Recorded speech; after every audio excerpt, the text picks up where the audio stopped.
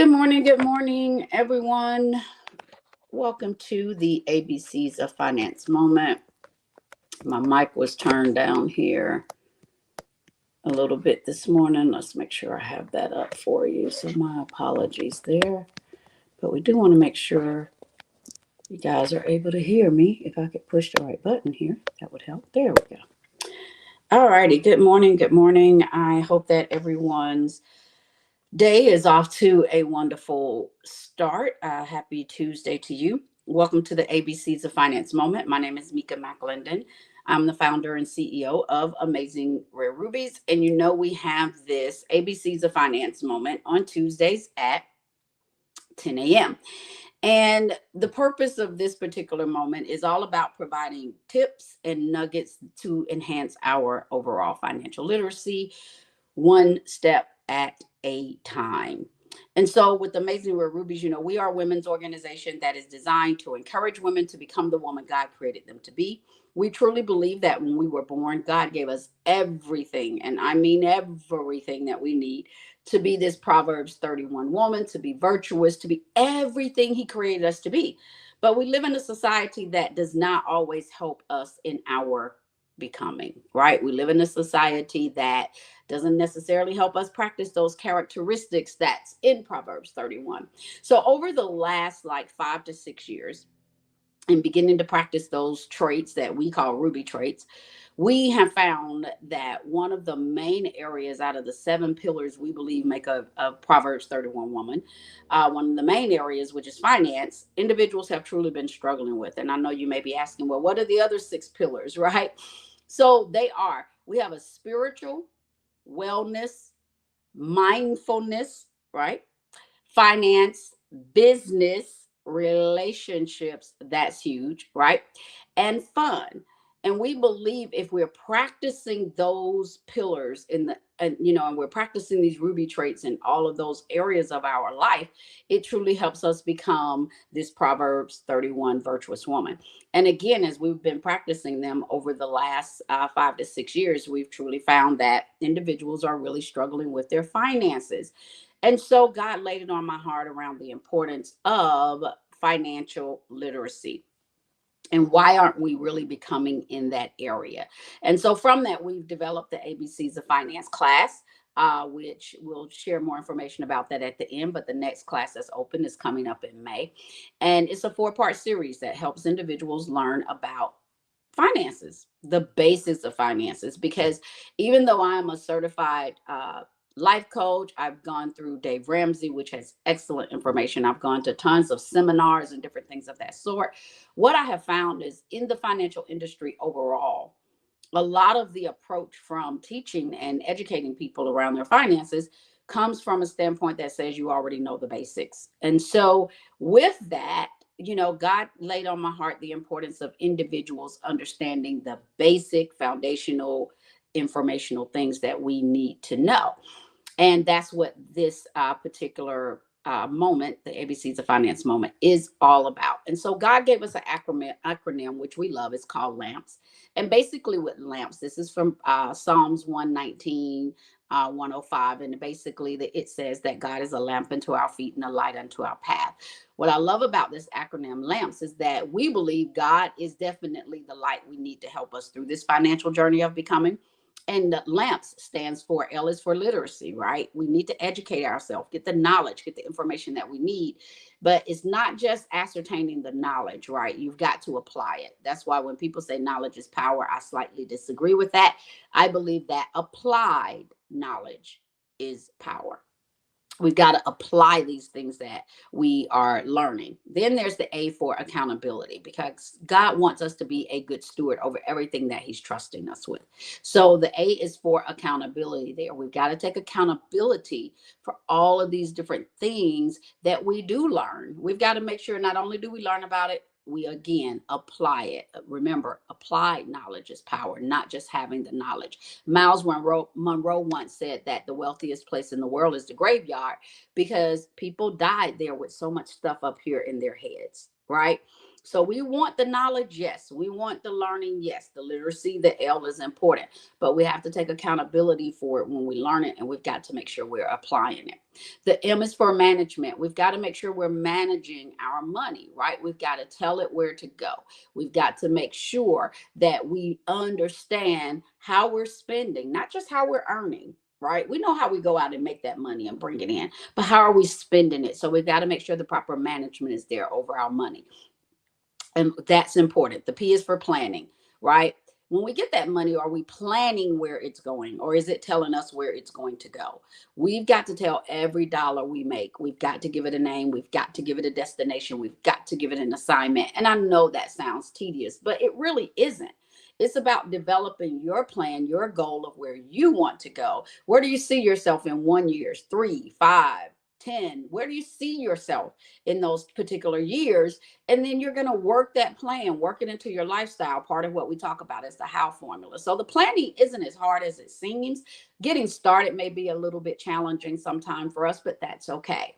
Right. And then there's the S. The S is for stability, because God intended for us to have a solid financial foundation, not this willy-nilly stuff, not 80% of American workers living paycheck to paycheck. That wasn't what he intended for us. But we've grown up in a society that immediately starts us out in getting in debt. Why do I say that? Well, think about when you graduated from high school. One of the first pieces of mail that we received is a piece of mail that said pre-approved across the top. And when you're in high school, right, you're 18 years old, getting in high school, get ready to go to college, and you're like, oh my God, pre-approved. And the first thing I know I did was I signed up for it. Now, at the time that I graduated from high school, I actually weighed 88 pounds. 88. You heard me. When I grew up, when I was at college, I ended up at about 98 pounds. Yeah, but I had a Lane Bryant credit card. What was I doing with that? My lack of financial literacy. So I was buying socks and pieces of jewelry and things like that out of Lane Bryant. Why? Because when I got to the counter to pay for whatever it was, for whatever reason that I was in there, they approved me for a credit card and I got it. So we begin this financial whirlwind in our life that takes us down this spiral. And that's not a good thing, right? And as we go down that spiral, we become individuals who are not being good stewards over our finances. So, again, that's what this ABC's finance moment is all about. So, today, let's talk a little bit about savings, right? I want to give you some information on savings here. And some of the information that I'm going to give you regarding actual statistics and things of that sort is from Bankrate. They had a survey come out. It was around February of this year, one of the most recent ones that I could find. But honestly, even though there's some change in the numbers, the change in the numbers is not necessarily for the better when you talk about pre-pandemic to now, right? So let's talk about savings a little bit. So, we've gone into the importance of understanding your net worth, understanding your assets versus your minus, not versus, excuse me, your assets minus your liabilities, writing all of that out, making it plain. Habakkuk 2:2, write the vision, make it plain, and understand what your actual net worth is. And when you do your assets minus your liabilities, your net worth can be either positive or negative. And our goal is for you to have a positive net worth. So part of that is making sure we are saving. So a rule of thumb here for your savings is going to be that you need to be saving 15% of your income every year. Every year, at least 15%. Now, if you're in a position where you can save more than that, whoop, whoop, do it, right? But if you're not, do your best to begin to get up to 15% of your income yearly that you're actually saving. So in looking at some of the rates that were out there, I wanted to understand the average American savings account, right? So the average American has about $5,300 saved. Now, I know that number sounds really good when you go, wow, okay, $5,000, that sounds great. Well, when you begin to think that we have over 300 million people in the US, yeah. And out of that, working people that work like 70, 80% or more in a year, that's 100 and almost 160 million people. And that was in 2019. So I didn't see current numbers on that. But of that 300 million, we know we're over a little over 50% of where though out of that 160 million people worked about 70% or more of the time the previous year. So when you think about that and you think $5,000, that's not a lot of money. Because when you look at the mean, meaning let's look at the high end of where people are saving, and then let's look at the low end of where people are saving. $5,300 is not a lot of money. Now, if you look at, and these are savings accounts where, money is kind of fluid. So these are accounts that we may be, depositing, withdrawing, a lot of action, so to speak, going on, more so short-term savings type accounts. So more of the traditional savings accounts, or maybe a high yield savings account, which is more so online. So that's where we're not going to the brick and mortar buildings, kind of walking in, hey, how you doing? This is where we're going online. There's no overhead for them. So they're able to give us a better rate when it comes down to making interest on some of the money we put in for savings, right? So $5,300, again, still doesn't sound like a lot of money. But then you have where you look at all of the savings. So the average for people's retirements, for 401ks, stocks and mutual funds and all that type of stuff. And that is at like $41,000 per average American, right? So even when you think $41,000, that's still not a lot of money by any means. Why do I say that? So let me give you, based on age groups, I'm going to give you some numbers, and you know what your age is. I don't need to know that, but you can plug in to say, am I where I need to be for my age group with my savings when it comes down to planning out my future? So what I'm going to give you is the average, right? So the key is either to be average or better, right? Not to be below. So let's just kind of look at some numbers. So we found that like the 21 to 35 group, 21 to 34, I really should say, 21 to 34 group has about $3,200 in savings. And then the median, where it's everything. Remember, when I'm saying median, I mean everything. So some of these people have started to invest in their 401k, and they have stocks and things of that sort. The median is 11,000. So people 34 and down with everything have about $11,000, right? So these, again, I might have started my 401k. I have savings account. I have a money market account, or whatever the case may be, $11,000. But then my fluid account, withdrawal deposits, things of that sort, is about $3,200. That's not a lot of money. These people up to 34 years old. Check this out: 35 to 44. Fluid accounts, about $4,700. Overall, meaning, am I getting ready for my retirement? Everything, $2,700. People up to 44 years old, $2,700. At that particular point, you are about 20 years if you're looking to retire at 65. From retirement, you got $2,700. $27,000. Okay. So we can look at this and begin to say, am I where I need to be? So you need to be at least $27,000 if you're between the age of 35 to 44. Individuals that's 45 to 54, their average fluid, I'm depositing, withdrawing, I'm doing different things, is about $6,400, right? Overall, 401k, all that good stuff included, 48,000. Are you there? I know most of the people that I talk to in my audience are between 35 and 64, or 35 and 54, I should say. Are you there? Do you have $48,000 right now? Ages 55 to 64. They're at about 5,600 in a fluid account, right? And 57,000 overall. Are you there? And even if you're at these averages, and let me tell you, they're not enough by age. They're not enough for you to retire. This is on savings, don't forget, right? It's still not enough for you to retire. I'm going to give you retired numbers as well. 65 to 74, average fluid, 8,000. Overall, 60,000. When they look at that whole range, $60,000. And those that are 74 or older have about $9,300 fluid. And then check this out, it drops down, 55,000 overall in savings. So here's the thing. What I want you to really think about, we talked about the rule of thumb, and you know that your rule of thumb is where you need 15%, 15% of your income being saved every year, right? We already know that. But here's what I really want you to think about.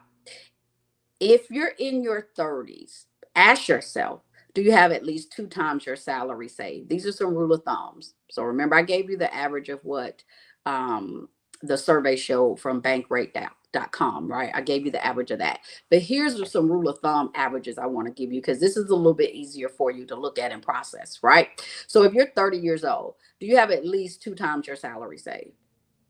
At least two. So let's say you make $50,000 a year, you're 30 years old. Do you have $100,000 saved? That's the bottom line. Do you have $100,000 saved? Yes or no? Your 40s, you're in your 40s. Do you have at least 3 times your salary saved? So if you're making $50,000, do you have at least $150,000 of your salary saved? If you're in your 40s, these are rule of thumbs, right? If you're in your 40s, you need to have at least 3,000, at 3 times your salary saved, at least. If you're in your 50s, you're in your 50s, you should have about 6 times your salary.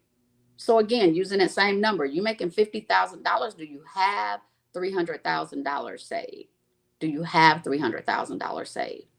That's important. That's a rule of thumb for you. Now, I'm in my 50s. I know a lot of people in my circle, right? Because the people that I am out with, or couples that my husband and I may go to dinner with, or whatever the case may be, they're in our age range. Do they have, if they're making $50,000 a year, do they have $300,000 saved? That's something we all need to be thinking about. And then if you're in your 60s, so now you're at that point where you're getting close to retirement. And so many places don't even give pensions anymore, right? If you're in your 60s, the rule of thumb is basically saying that you need 8 to 10 times your salary saved. 8 to 10 times your salary saved. Have to ask yourself, and if you're making $50,000, it's the same thing. You got 500,000 saved. Have a meal. Do you have it saved? Right. And then there's, if you're like 67 and up, pretty much you're at that retirement stage. Do you have at least 10 times or more saved? Now, the older you get, that 8 times, 10 times, 12 times, wherever you're desiring to be, doesn't need to be as much, because you're getting older, right? So the older you get, you should be using that money at this particular point to live off of, right? So you got to begin to ask yourself, are you where you need to be when it comes down to your savings? Are you putting away what you need to be putting away? Are you putting away 15% of your income? Because that is going to be extremely important. You need to be putting away that 15%. And again, if you're in a position where you can do more, I encourage you to do more. Do more. Do more. So the more, the better, right? But then when you think about, again, going back to our averages for the United States, $5,000 saved in a fluid account for the average American is not a lot of money. The average American household is $5,000 a month to operate. Yeah. And in our ABCs of Finance class, we work out and look at we use that $5,000 actually as an example when we're working out budgeting, when we're working out, calculating net worth, when we're working out the DTI, your debt to income ratio, when we're working out examples of, will a creditor approve you or will he not, based on that. When we begin to walk through all of that, people look at, wow, I'm making $5,000 a month, but I'm overspending in my necessity pillars of my life. And one of the biggest areas that people overspend in unknowingly, because all they're thinking about is, I can afford to make the payment. Well, 2 areas I'm going to tell you. They say, I can afford to make the payment. So 2 areas that they begin to overspend in without really, really thinking about it is a house note and a car note. And when I say house note, if you don't have a house, it could be your rent. I know people who are in 2 bedrooms that's paying almost $2,000 a month for a 2-bedroom apartment. $2,000, almost $2,000 a month for 2 bedrooms. Oh my God. And if you look at that and think about what percentage of my income am I using to pay for my housing, a lot of times we're way out of whack on that.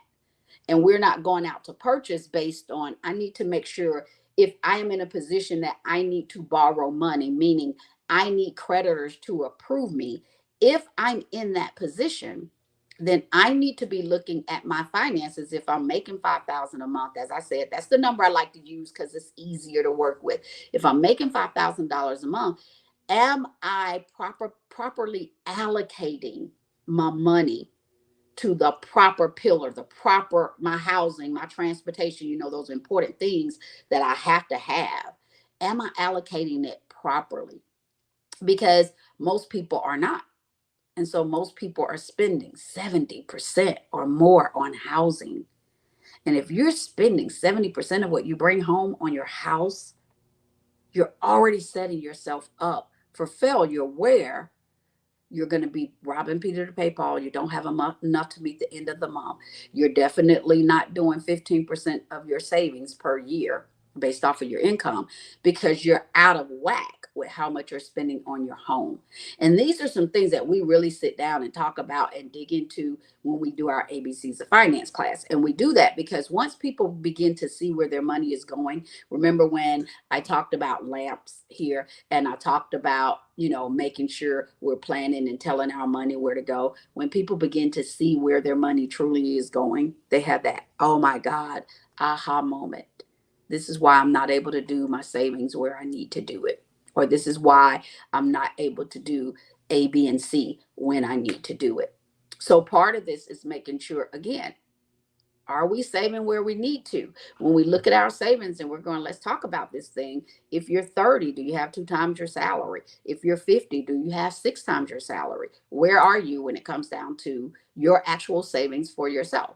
When it comes down to retirement, the average American, the average person is going to need at least 80% of their current income to live off of in retirement. Do you have that? Most people need to get to the millionaire status for retirement. And the people think millionaire and go, oh my God, I'm filthy rich. No, you're not. The everyday average millionaire, that's not even considered filthy rich anymore. Why? So I'm going to pull out my handy dandy calculator here, because I want to give you the right number. And I think I got it in my head, but I want to tell it the right way. So if I take $1 million, and let's just say you have $1 million in your 401k and your other assets, mutual funds, savings, etc. So let's just say you have $1 million, right? If you take that $1 million, right? So I'm doing 1 million on my calculator. And normally when you're in retirement for your 401ks, your retirement funds, all of those things, the average go-to yearly withdrawal is 4%. Let me do it this way. Sorry, my hand way over here. You can't see it. 4%, right? So if I take $1 million minus 4%, right? How much is that? $40,000 a year. Now you might say, well, Dad, I got $1 million. That's all I'm going to get a year in retirement is 40,000 off of $1 million. Well, pretty much the goal is for you to make sure you're maintaining where you need to be based on your projected longevity of your life, right? So the average 401k or average retirement plan brings in about 7% a year, right? So if you're making 7% a year, but you're withdrawing 4% of your $1 million, right? How much is that? $40,000. That's not a lot of money. So people who are everyday millionaires, when people say, I made my first million, that sounds really, really good. But if you're making your first million and you're in your 60s or you're getting ready to retire, you're going to have on average about 40 grand a year to live off of. Why? Because we're looking at taking 4% out on average. That is the rule of thumb. 4% out for your retirement. So now that million doesn't look as great, right? And let's just say you decide, well, yeah, I got $1 million, but I'm going to do 8%. You could. That's 80 grand. That's still not a whole lot, right? You guys get what I'm saying here? You get where I'm going with that? So you got to make sure, are you prepared for your retirement? Start with your savings. Look at where you are. Now, I always encourage you to make sure you have your emergency fund and you have your living expense fund. And the emergency fund, we always say if you can get to $1,000 so that you can have it for small, unplanned emergencies, that's great, right? And small, unplanned emergencies are going to be those things like I got a flat tire. I had to go to urgent care. I had to get pay money for a trip at school for my kids. I had to replace my microwave. Those are small things that $1,000 will keep you from swiping a credit card or going into debt, borrowing money. Right. So if you can get to that $1,000 emergency fund to start, that's great. Then you need to look at, once you do that, start building up your living expense fund. Your living expense fund becomes part of this savings that we're talking about in those traditional accounts that, the purpose of it is not for you to really make money off of this. It's for if you really need that money, you can get your hands on it. So this is going to be in a savings account that's making probably less than 1%. I think the average right now is 0.07 or 0.06%, something like that on the savings account. But again, this is not for you to get filthy rich. This is for you to have that money sitting there. And if something does happen, like you lose your job, right, you have your living expense fund to go to. And I encourage people to have at a minimum of 3 months. With this pandemic, shoot, we may need to have like 6-12 months, right? But begin to be right where you are. That's what's important about your financial journey. It's not about starting where other individuals are. It's about starting where you are. So get that living expense fund going, right? Where you can save at least 3 months of your living expenses. And if you are a household that spends $5,000 a month in living expenses, you need $15,000. Yeah.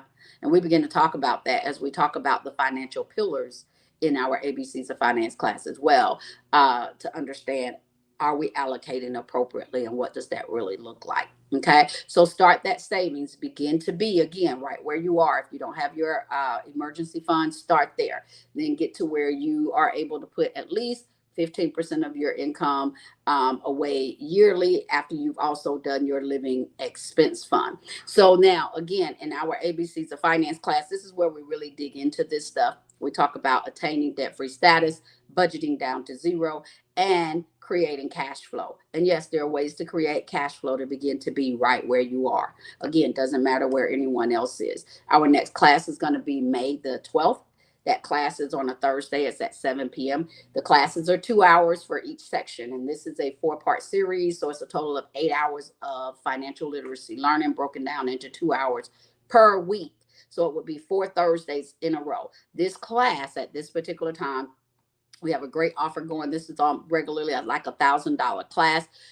We normally do it and try to put it out there for about $250. We're doing specials right now. We've been doing it since we started our first class in March. It's $100 for all 4 parts. That's like $25 a class. And it's a lot of information. Then we have a handy dandy ABCs of Finance workbook. I love this workbook. You can see mine is all kind of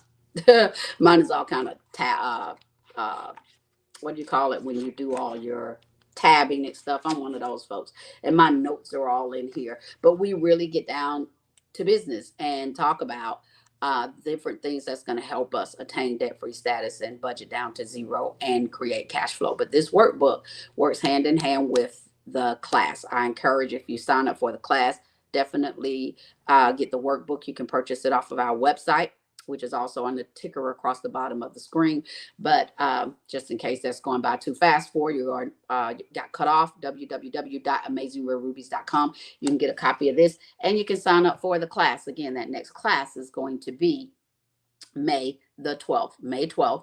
It's a Thursday class at 7 p.m. 2-hour class. It's definitely worth taking time to invest in your own financial literacy. As always with Amazing Real Rubies, we pray that this session has been beneficial to you. We encourage you to always keep God in every decision made, every lesson learned, and every message taught. And until we meet again, make it a Ruby day. Thanks so much for joining. You guys have a blessed one. Stay blessed and have a safe week. Thanks.